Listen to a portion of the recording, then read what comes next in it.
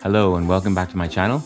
Obviously you're here because you've been searching for the creator, and probably like me, you're a fan of not only sci-fi but also the behind the scenes and rigging and camera mods, and the creator is an incredibly interesting film for all of those reasons. I mean, it was a spectacular film anyway, but if you think about the fact that it was shot in an FX3, the lenses that they used, and also the fact that it was rigged very specifically with the RS2 in multiple different configurations, it's just an incredibly exciting time. So as someone who not only does a lot of rigging, does a lot of stock shooting, but also designs hardware accessories, I was very interested to find out about the multiple setups that they use while filming the film. So I did a bit of research, and thanks to Oren, the co-DP for the film, and filmmaking.com, who posted some behind the scenes pictures as well as did an extensive interview with Oren, I was able to get some photos and look behind the scenes. So today I want to break down one of the rigs that they were using on the shoot, which apparently was affectionately called the Octopus, for obvious reasons, as you'll see in the photo. And I want to talk about the different bits of kit that were used in it, because I recognize some of it. I also use and own some of the pieces of kit that they have, but also I wanted to draw your attention to some of the interesting things that they did on it. So let's get straight into it. But before I do, let me remind you to subscribe, like, and do all those wonderful things that make my channel algorithm happy.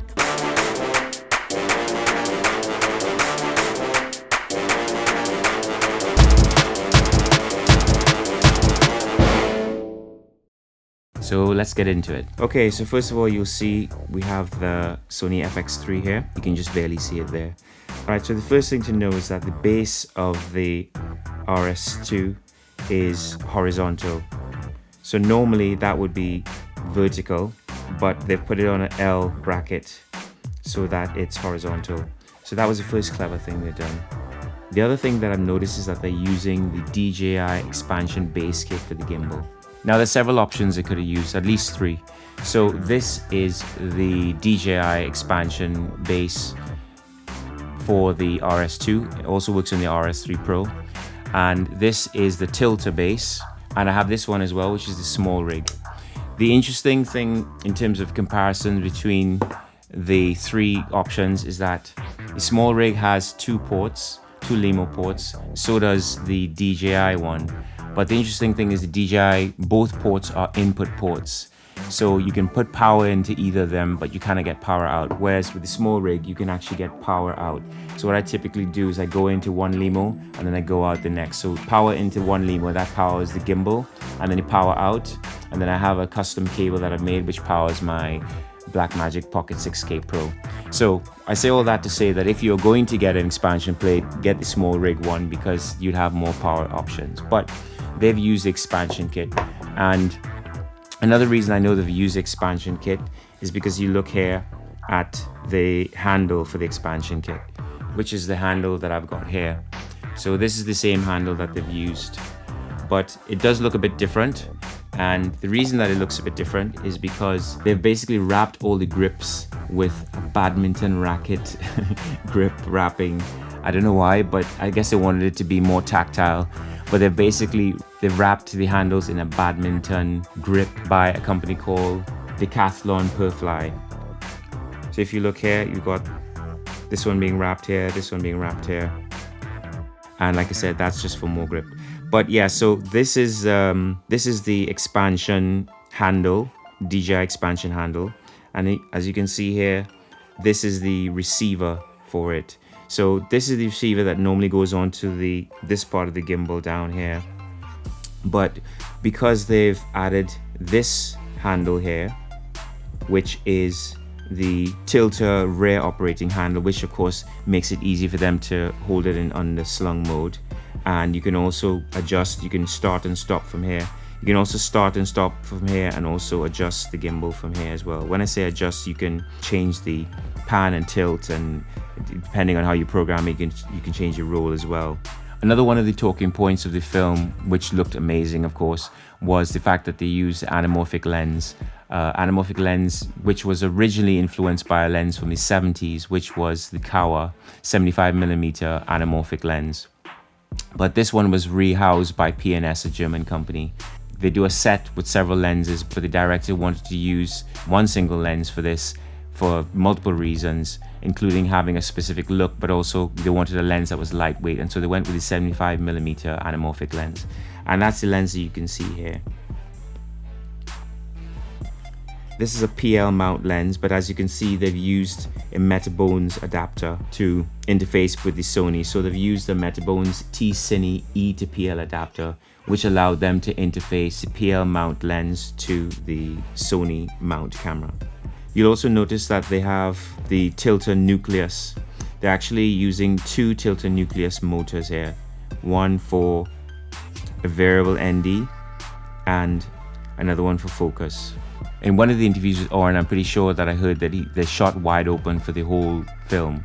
So they left the lens at the maximum f-stop, and so they did need a separate motor to adjust that. They just left it wide open. In terms of video transmission and video output, normally on a professional set, you'd use SDI, but on this one, the camera only had HDMI out. So they have HDMI out, which went into this unit here, which I believe is a Vaxis Storm 800, if I'm not mistaken. And from that, obviously, they're able to relay the video to wherever they needed it to go. And then behind that, they have a V-mount battery, which they use obviously to power the whole system.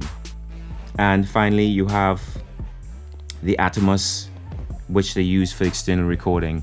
So from what I understand from the articles and interviews that I've read, they didn't record internally, but rather externally to an Atomos, which allowed them to actually get the resolution that they needed. Not only the resolution, but the quality of output that they needed to be able to eventually be able to go to IMAX and to do all the visual effects, etc. So here's another angle of the setup, and you can have a look, you can get a good look at the PNS Technik 75mm lens.